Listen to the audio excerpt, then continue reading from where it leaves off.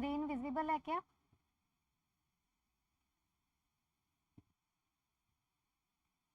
Yes ma'am. हाँ जी ठीक है, चलें आगे। लास्ट आप लोगों ने ना ये एपी सीरीज का ये क्वेश्चन किया था, ठीक है। तो उसके बाद जो आज है वो ज्योमेट्रिक प्रोग्रेशन स्टार्ट करना है। तो इसमें देखो कि जीपी क्या है। तो जीपी में हमारे पास ना एक ऐसी सीक्वेंस है नॉन ज़ीरो नंबर्स की, जिसमें जब आप रेशो चेक करते हो सक्सेसिव टर्म्स की तो वो कांस्टेंट आएगी।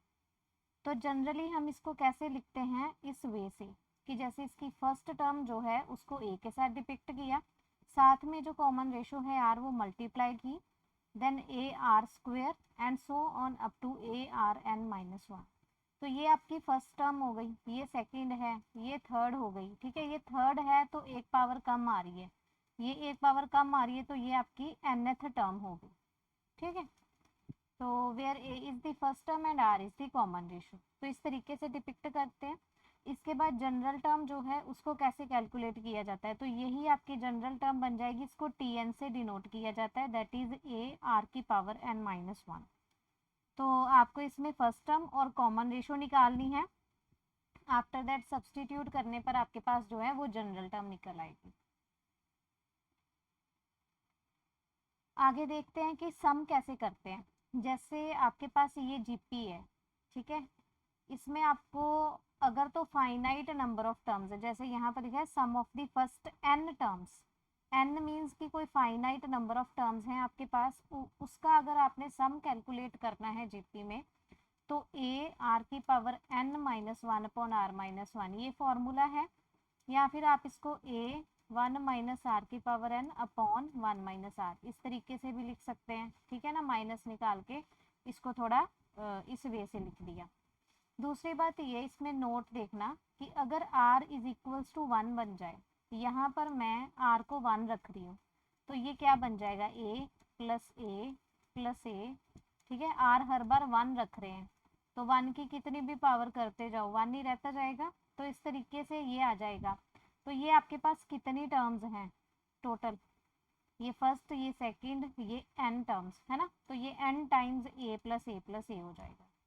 Then sum is equals to n a बन गया, यहाँ पर मिसिंग है s n is equals to n a, ठीक है। अगर r इक्वल्स टू वन है तो सम एन ए के बराबर आ गया, n टाइम्स ए को ऐड करोगे तो एन ए बन जाएगा। देन सेकेंड में अगर आपके common ratio less than one है, देन द nth टर्म, अभी ये फाइनाइट नंबर ऑफ टर्म्स के लिए बात हो रही है, ठीक है। nth term of the GP converges to zero and sum becomes finite. तो कैसे देखेंगे कि जैसे ये आपके पास गिवन एस एन जो था, अगर उसमें mod r less than one हो जाए, r less than one means जैसे वन बाई टू आपने सपोज ले लिया, ठीक है।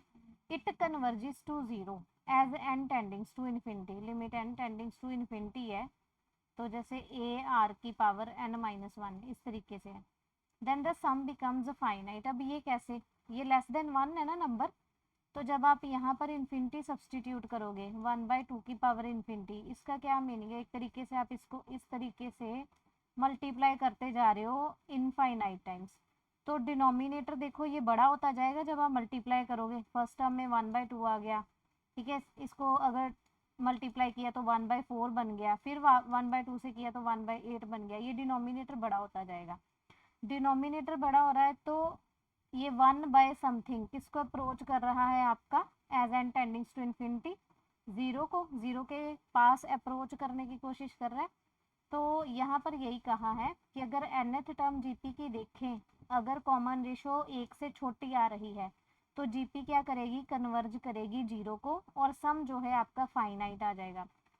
फाइनाइट आएगा मीन्स कोई ना कोई आपका जो सम है वो फाइनाइटली एक नंबर निकल के आ जाएगा। तो जैसे sum to the infinite terms, अगर इनफाइनाइट टर्म्स, इसका मीनिंग ये हो गया एन टेंडिंग्स टू इन्फिनिटी, ठीक है, ए आर की power n minus one upon r minus one, ठीक है। यहाँ से अगर एन टेंडिंग्स टू इन्फिनिटी है तो आपकी जो कॉमन रेशो है यहाँ पर mod r less than one है, एक से छोटी है तो r की पावर n जो है वो 0 को टेंड करेगा as n tendings to infinity. तो यहाँ पर ये 0 हो गया, तो बच गया क्या, a/1 माइनस आर। तो वो यही फाइनाइट सम की बात कर रहा है। ठीक है, जब इनफाइनाइट हो जाएगी टर्म्स आपकी, जैसे n tendings to infinity, n tendings to infinity का मीनिंग क्या है यहाँ पर, टर्म्स का इनफाइनाइट हो जाना। टर्म्स इनफाइनाइट हो गई तो सम आपका देखो a/1 माइनस आर निकल के आ रहा है, एक फाइनाइट नंबर निकल के आ रहा है।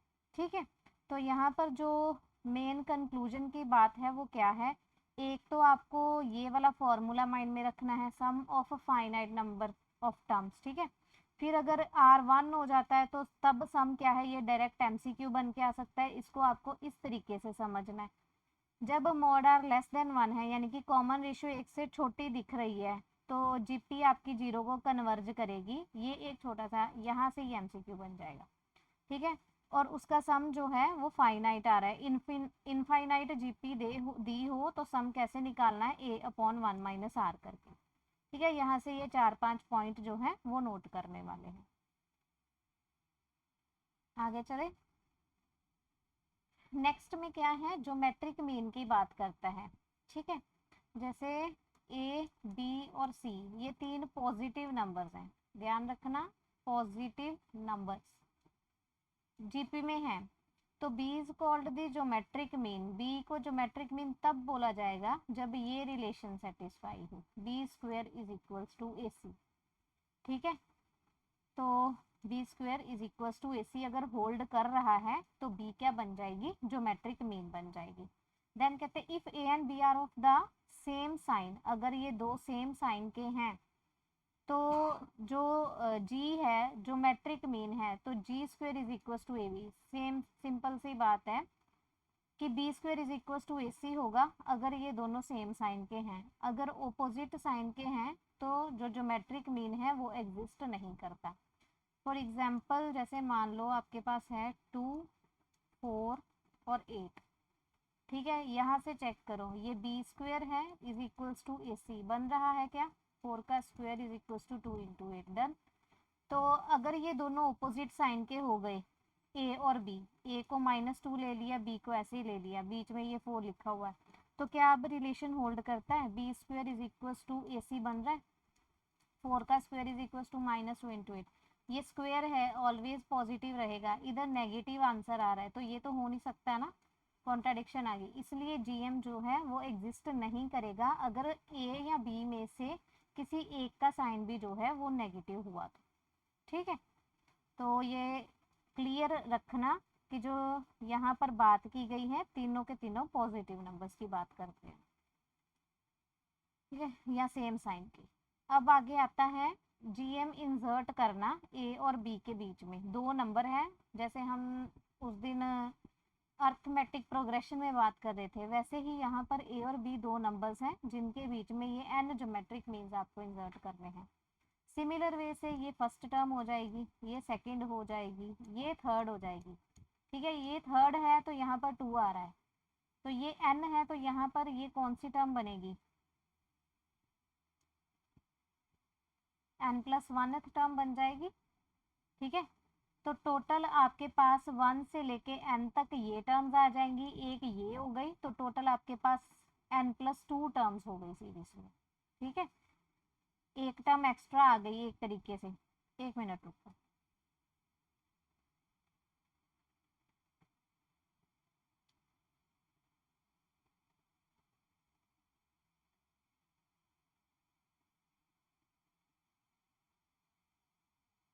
इसमें ना मोटी मोटी जो बात है हम वो समझ लेते हैं एक बार, कि G1 से लेके Gn तक ये n टर्म्स हो गई, ये एक और हो गई, ये एक और हो गई, टोटल 2 टर्म्स एक्स्ट्रा हो गई, तो टोटल क्या बन गई आपके पास n+2 टर्म्स बन गई, जिसमें लास्ट टर्म आपकी b है और फर्स्ट टर्म आपकी a है। ठीक है, तो यहाँ से ना आपको ये याद रखना है कि जो कॉमन रेशियो है वो क्या निकल के आती है।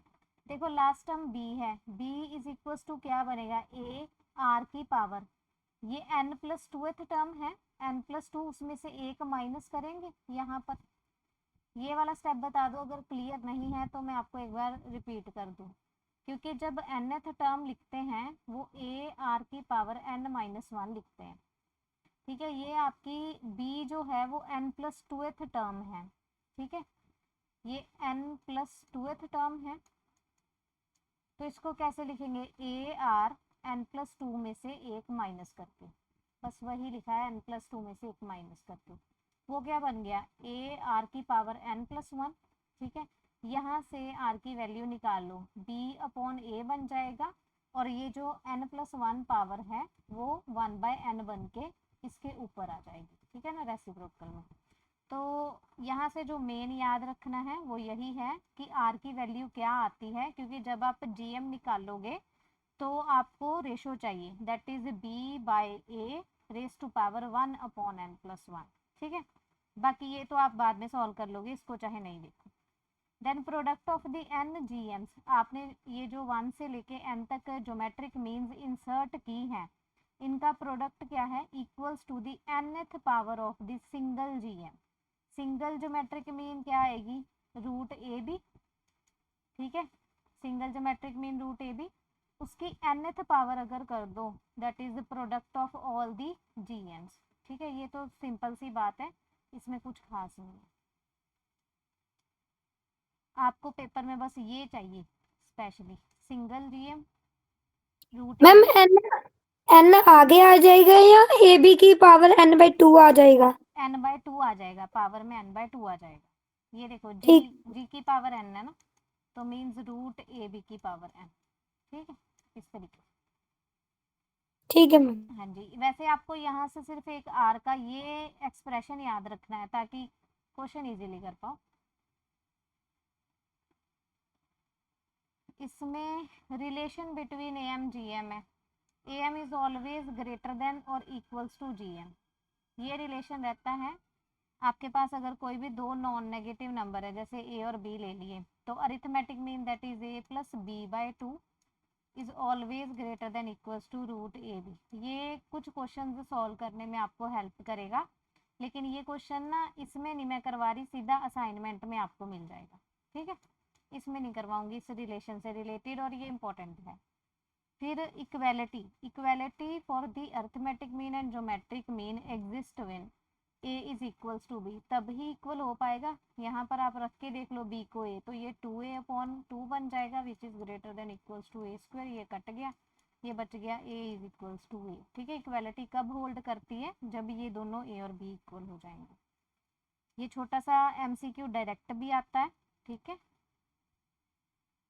अब जैसे ये क्वेश्चन है, इसका ना प्रूफ मैंने एज इट इज यहाँ पर इसलिए रखा क्योंकि इसको कैलकुलेट करने में अभी नहीं टाइम वेस्ट करना, ये आप खुद करोगे, टॉपिक लेंथी है, अगर ऐसे सॉल्व करने बैठ गए ना तो टॉपिक नहीं कंप्लीट होता। We know that the geometric mean between a b, geometric mean जो है ए बी में अगर निकालनी हो तो √AB, और गिवन जो है वो इसके बराबर दे रखी है एक्सप्रेशन के, आपको दोनों को इक्वेट कर लेना। ठीक है, इसको इस तरफ ले जाओ, ये बन जाएगा। यहाँ से आपने ए एन को इसके साथ मल्टीप्लाई किया, ए की पावर एडजस्ट हो गई n+1/2। फिर इसको आपने जो b की है वो एज इट इज 1/2 आ गई। बाद में bn को करना है इसके साथ, तो b की पावर्स एडजस्ट हो जाएंगी n+1/2 और a की एज इट इज आ जाएगी। ठीक है, फिर आपने इन स्टेप्स में कैलकुलेशंस जो हैं वो करनी है कि एक तरफ a की पावर वाले ले आए, एक तरफ b की पावर वाले ले आए। फिर उसमें से ये जो कॉमन निकलेगा, a की पावर n+1/2, यहाँ से b की पावर n+1/2 कॉमन निकल आया, ये कैंसिल हो जाएगा और बच गया ये। इसको जब आप डिनोमिनेटर में लेके आओगे तो आपके पास 1 बच जाएगा। 1 को आप लिख सकते हो a/b की पावर 0। तो इस सारी कैलकुलेशन में ना सिर्फ जो स्टेप है वो लास्ट में यही नोट करने वाला है कि हम 1 को a/b की पावर 0 लिख पाते हैं। ठीक है, तो यहाँ से जो है ऐसे लिखेंगे, इक्वेट करेंगे दोनों तरफ से, तो n की वैल्यू -1/2। चाहे तो आप इसको ना एक दो बार अपनी कैलकुलेशंस को करके देख लेना। ठीक है, अदरवाइज एमसीक्यूज तक तो आपके पास ये वैल्यू बिल्कुल ही माइंड में बैठ जाती है। ठीक है, ये एक बार परफॉर्म करके देखना सारे के सारे steps.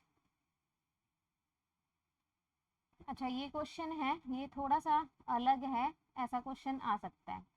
Some to the n terms of this series. ऐसे ना 9 की फॉर्म में आपके पास एक सीरीज दे रखी है, उसका सम करना है। तो इसको कोशिश करती है 10 में लिखने की, तो 9 को लिख सकते हैं 10 माइनस 1, 99 को लिख सकते हैं 10 स्क्वेयर माइनस 1, 999 को लिख सकते हैं 10 cube minus 1, so on up to n terms तक की बात कर रहा है। तो ये फर्स्ट हो गई, ये सेकंड हो गई, ये थर्ड हो गई, तो ये n टर्म तक लिख लिया। ठीक है, तो अब क्योंकि ये फाइनाइट है तो सम आएगा a 1 माइनस आर की power n upon 1 minus are.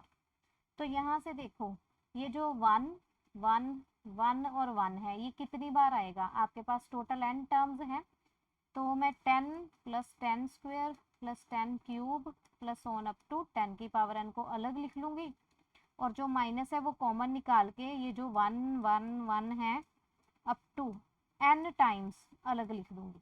ठीक है, तो ये आपके पास एक जीपी बन गई, और ये आपके पास 1 1 को n टाइम्स ऐड करेंगे तो ये n बन जाएगा।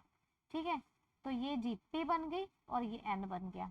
तो यहाँ पर 10 1 माइनस 10 की power n upon 1 minus 10 minus n आ जाएगा। Excuse me ma'am. हाँ जी बोलो। मैम यहाँ पे आपने फार्मूला गलत नहीं लिखा हुआ, वो क्योंकि मैंने, आर।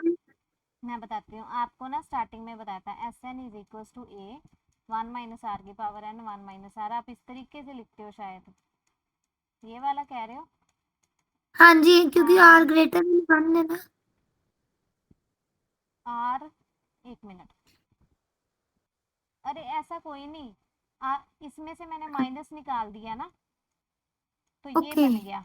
ठीक है, कोई ये फर्क नहीं पड़ता। एक्सक्यूज +1 में पढ़ा हुआ है ना, इसलिए पूछ रही है ये हमने। मैं बताती हूँ, ये जनरली ऐसा ही रहता है, जो ग्रेटर देन 1 है उसी के लिए, चाहे इसको ऐसे लिख लो चाहे इसको ऐसे लिख लो।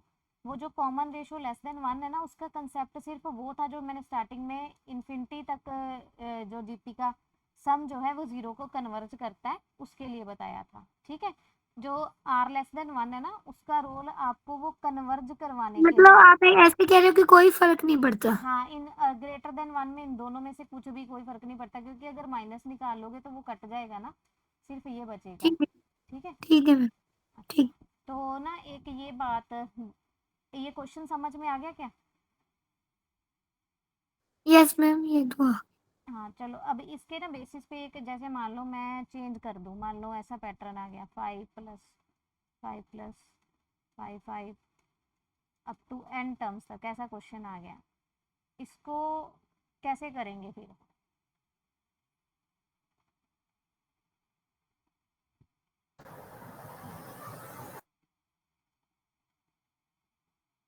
इसको इस तरीके से, Same ma'am by taking 5 common.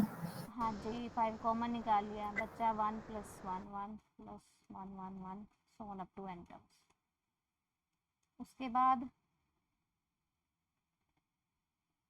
बस यही स्टार्टिंग स्टेप है और कुछ नहीं। Multiply 9 and divided by 9 and correct, then separating in 10. ठीक है, तो 9 से डिवाइड कर दिया और मल्टीप्लाई किया, तो ये सारा इसमें आ गया।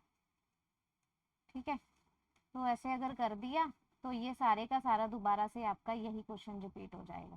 ठीक है, तो इस तरीके से आपको ये सॉल्व करना है, इसकी बेसिस पे ऐसे ही कुछ पैटर्न सा बन के आ जाएगा, 5 5 6 6 7 7 ऐसा कुछ भी आएगा। ठीक है, चले आगे आ जाती हैं प्रॉपर्टीज ऑफ जीपी। तो फर्स्ट प्रॉपर्टी में क्या है, देखो कोई नॉन ज़ीरो क्वांटिटी है, मान लो नॉन ज़ीरो कोई के ले लिया, आपके पास एक जीपी है, कहते हैं if each term of GP is multiplied और divided by some non zero quantity then the resulting sequence is always GP. एक जीपी है, उसकी ईच टर्म को निकाला, तो चाहे आपने उसको के साथ डिवाइड किया, चाहे उस नॉन ज़ीरो के साथ मल्टीप्लाई कर दिया टर्म को, तो वो फिर भी जीपी ही रहेगी। ठीक है, कॉमन रेशो तो इफेक्ट नहीं पड़ेगा, है ना।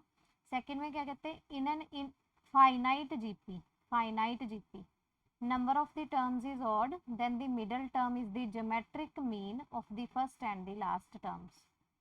तो अगर फाइनाइट जीपी है, जैसे 2 4 और 8 हो गई, odd terms, odd number of terms होगी, 3 टर्म्स हैं, देन मिडल टर्म क्या बन जाएगी, ज्योमेट्रिक मीन बनेगी फर्स्ट और लास्ट की।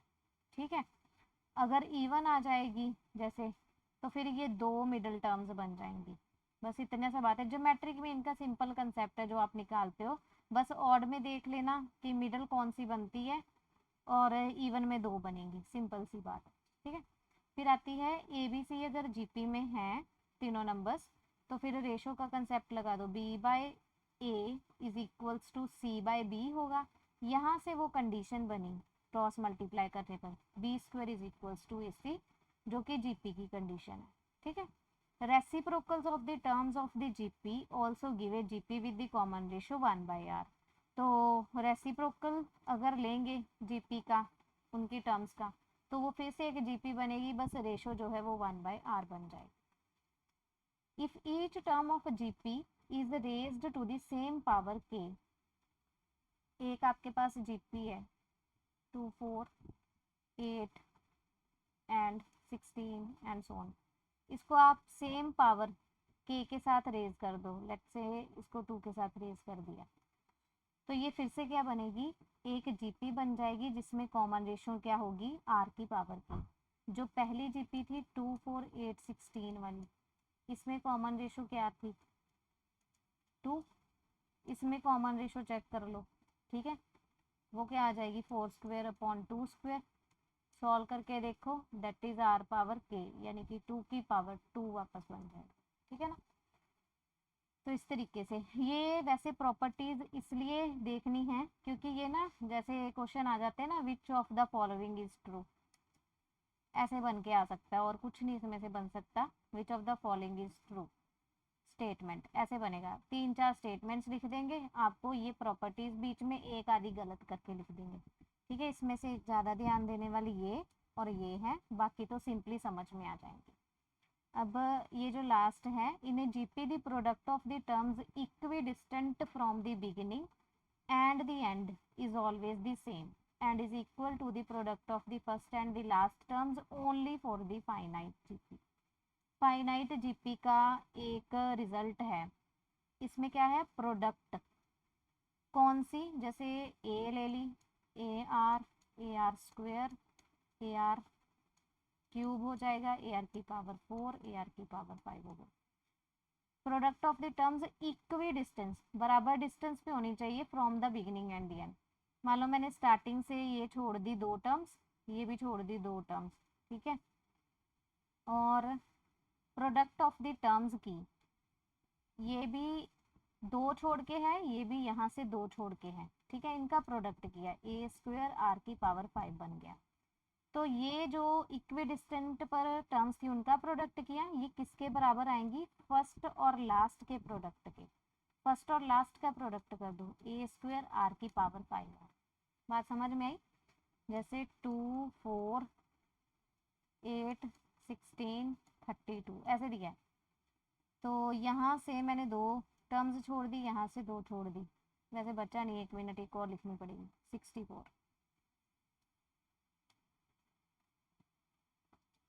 तो बराबर बराबर स्किप करते हैं, ठीक है। इनका डिफरेंस देखो 16 × 8 ये प्रोडक्ट, और लास्ट का देखो 64 × 2, ठीक है। 128 इसका आ जाएगा, 128 इसका आ जाएगा, ठीक है। ये बराबर रहता है, ये रिजल्ट है। चले आगे,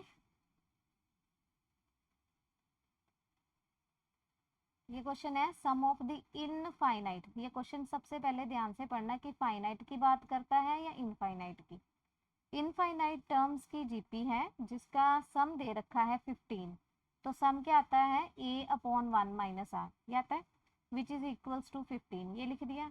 then sum of the squares, sum of the squares मतलब A² A² R² A² R4, GP थी AR की स्क्वायर, अब इनका स्क्वायर कर दिया आगे, तो ये बन जाएगी ना, ये बन गई, ठीक है। इनका वो सम कहता किसके बराबर है 45 के, तो फिर कॉमन रेशो R निकालनी है, तो इनका सम तो क्या आएगा, first term A² upon 1 - R, R यहाँ पर क्या बन जाएगा R² के बराबर में, ठीक है। जब आप इसका R निकालोगे, कॉमन रेशो निकालोगे तो R² आएगी, तो वो लिख दी इक्वल्स टू 45। अब आपको इसको सॉल्व करना है, तो इसको सॉल्व करने के लिए यहाँ पर वैसे किया नहीं हुआ, आप देखो एक बार सोचो कि ये कैसे हुआ होगा आगे सॉल्व। आर की वैल्यू निकालनी है, कॉमन रेशो पूछी।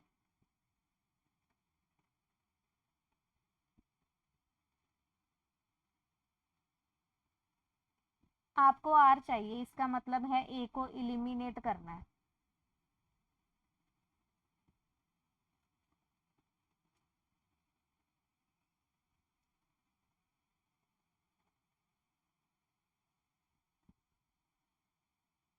थोड़ी सी रफली कैलकुलेशन करके देखो, अगर हो जाए तो ठीक है, नहीं तो मैं बता दूंगी।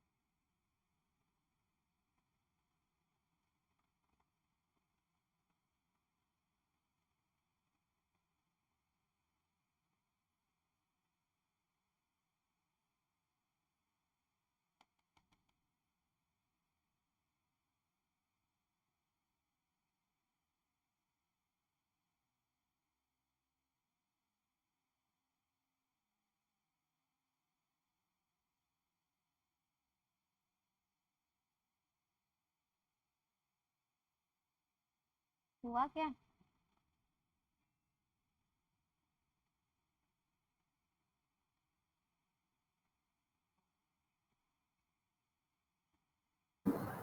Ma'am, can you repeat again? बताती हूँ। देखो एक बार अपना ना माइक ऑफ करना। हाँ। हाँ जी। देखो इनफाइनाइट टर्म्स का जो सम है a अपॉन 1 माइनस आर है, दैट इज 15 गिवन है, वो लिख दिया हम लोगों ने। फिर कहते हैं sum of the squares, squares का सम दिया है। अगर इनफाइनाइट जीपी आप ए आर स्क्वेयर एंड सोन इस तरीके से लेके चले हो, तो स्क्वेयर्स वाली जो जीपी होगी वो क्या बनेगी, इन्हीं टर्म्स का square, a square r square, a square r की पावर 4, इस तरीके की जीपी है। इनफाइनाइट टर्म्स का sum means s infinity, that is a upon 1 minus r. मैंने बताया था स्टार्टिंग में कि वो फाइनाइट आता है, तो a upon 1 minus r is equals to 15 हो गया। दूसरी तरफ ये जो इनफाइनाइट जीपी है, इसका अब सम क्या बनेगा, first term that is A square upon common ratio इसको डिवाइड करो इसके साथ, क्या आ रही है, आर स्क्वेयर आएगी इस केस में, तो 1 माइनस आर, आर मीन्स यहाँ पर आर स्क्वेयर। समझ में आई? ये इज इक्वल्स टू क्या Yes, है, ma'am. 45। ठीक है, ये लिख दिया हम लोगों ने।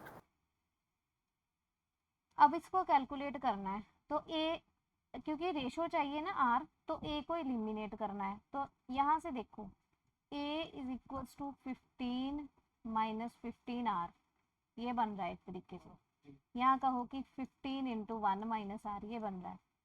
तो यहाँ पर ए की प्लेस पे सब्सटीट्यूट कर दो, 15 का स्क्वायर और 1 माइनस आर का स्क्वायर। 15 का स्क्वायर 225, आर का square 1 minus r 1 minus r, ये a square minus b square, a minus b and a plus b is equal to 45। यहाँ से ये कट गया, तो बचा क्या, 225 into 1 minus r is equal to 45 into 1 plus r. तो ये इसके साथ और इसके साथ मल्टीप्लाई करवा दिया, ये बन गया। इसके साथ और इसके साथ मल्टीप्लाई करवा दिया, ये बन गया। अब आर को एक तरफ ले जाना, सिंपल नंबर्स को एक तरफ, और उससे कैलकुलेट करना, आर की वैल्यू 2/3 आ जाएगी। तो ये बस इसलिए समझाया है क्योंकि जैसे आपके पास दो वेरिएबल्स में आ गया ए और 1 माइनस आर, ठीक है, दूसरा a square upon 1 minus r square. आपको कोई एक वेरिएबल पूछा, इट मीन्स आपको इलिमिनेट करना है उसको। इलिमिनेट कैसे करते हैं, एक से आप वैल्यू निकालो, दूसरे में सब्सटीट्यूट कर दो, तो वो क्लियर हो जाएगा। ठीक है, चलें आगे। Yes, ma'am. ये क्वेश्चन है, ये कर सकते हो क्या अभी आप? Yes, ma'am. ट्राई करो एक बार, नहीं होगा तो मैं करवा दूँ।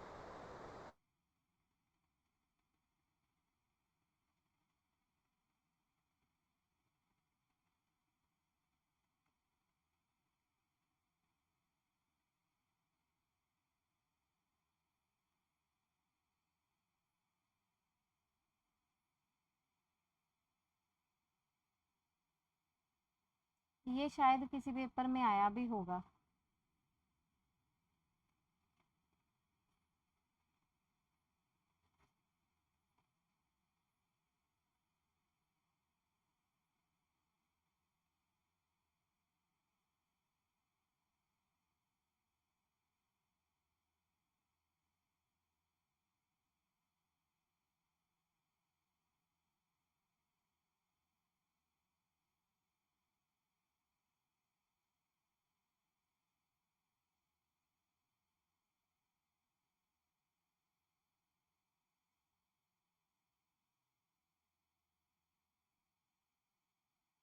ये मैं हिंट लिख रही हूँ, ये आप देख सकते हो।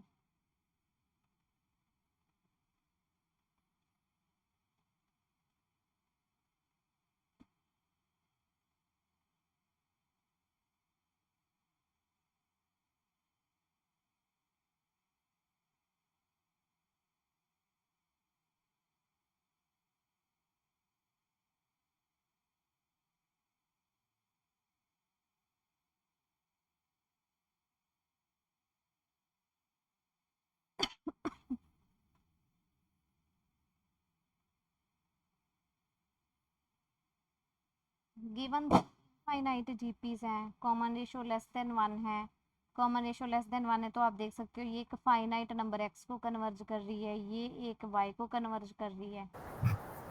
तो आपको इस इनफाइनाइट जीपी का सम जो है वो पूछा है, ठीक है, एक्स वाई की टर्म्स में।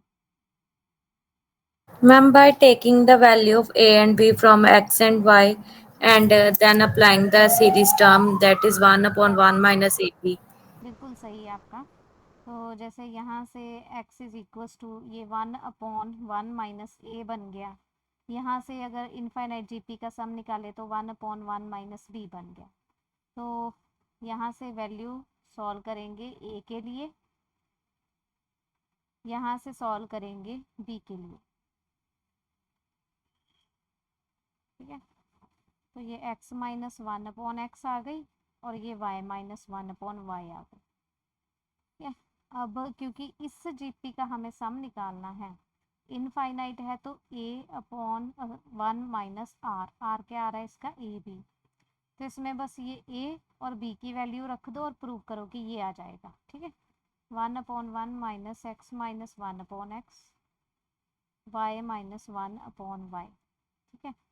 इधर कर रही हूँ x y upon x y minus x minus 1 and y minus 1, ठीक है।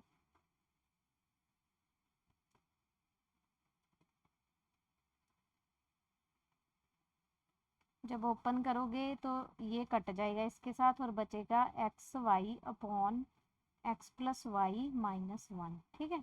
तो ये इसके बराबर आ, चले आगे।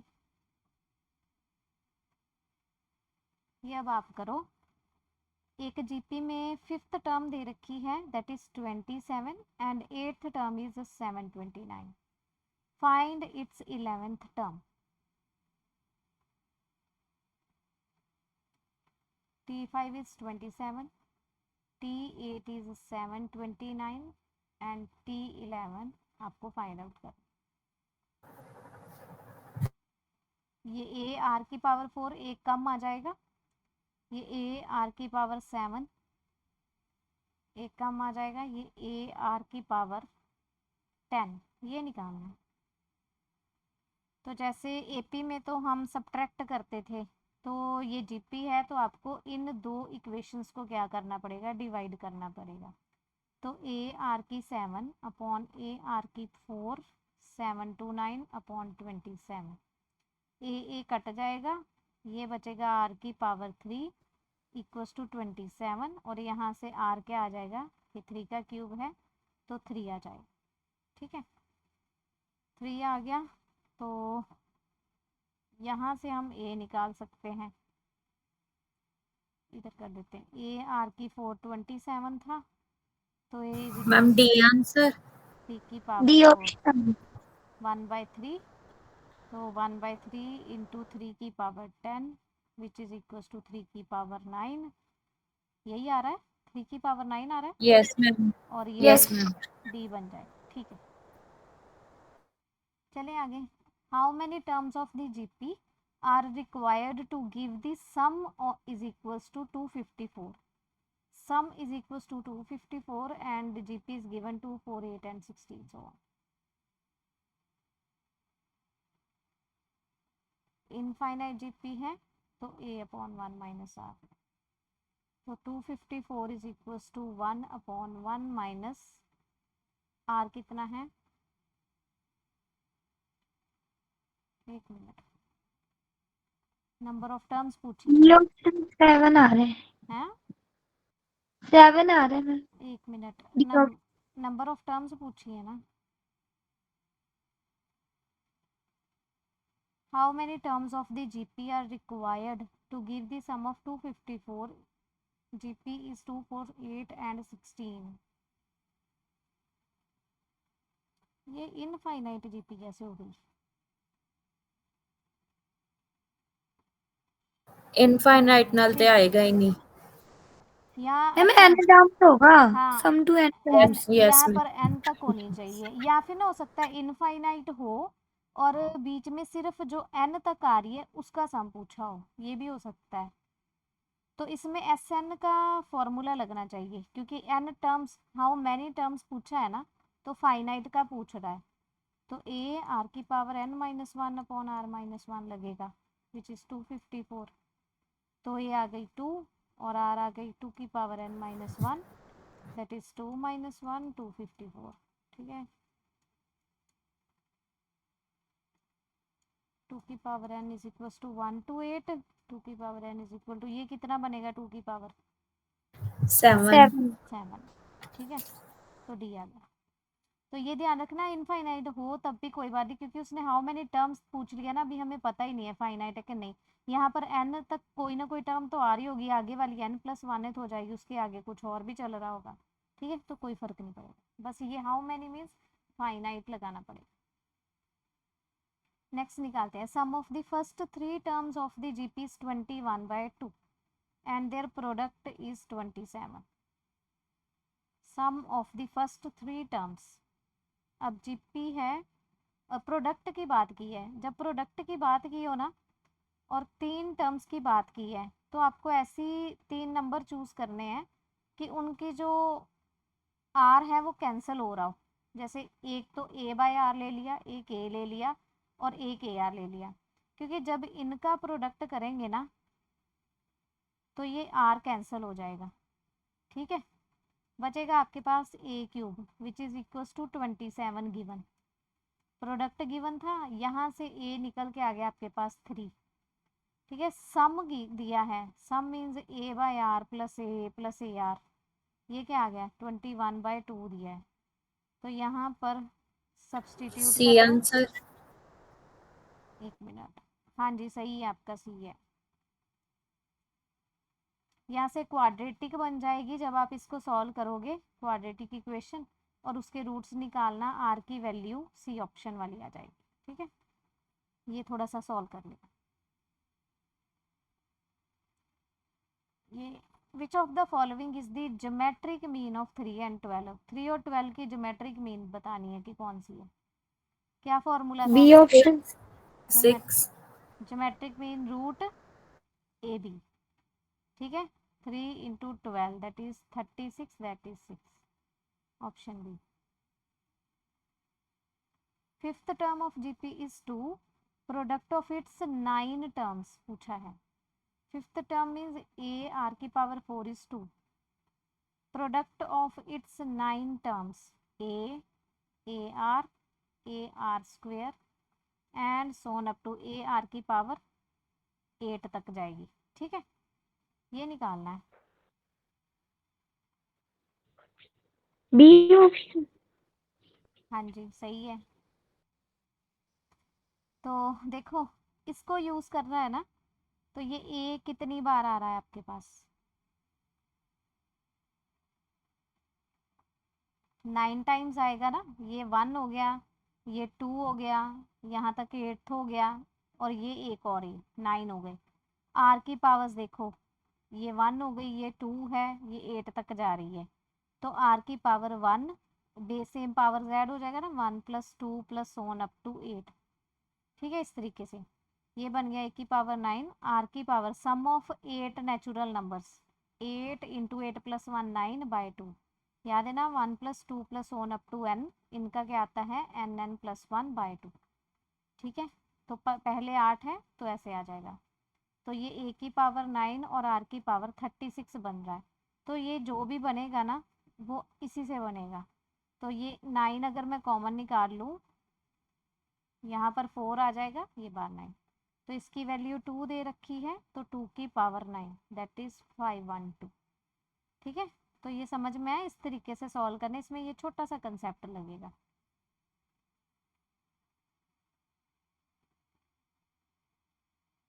एक मिनट, एजीपी का कंसेप्ट ना कल करेंगे ये वाला। वैसे आज भी कर सकते हैं, एक मिनट। कल मैम क्लास है। हाँ कल एक बार लगा लेंगे, ये वाला कंप्लीट कर लेंगे ना टॉपिक। अब आप बताओ कि आपको ये एजीपी कल करनी है या अभी करनी है?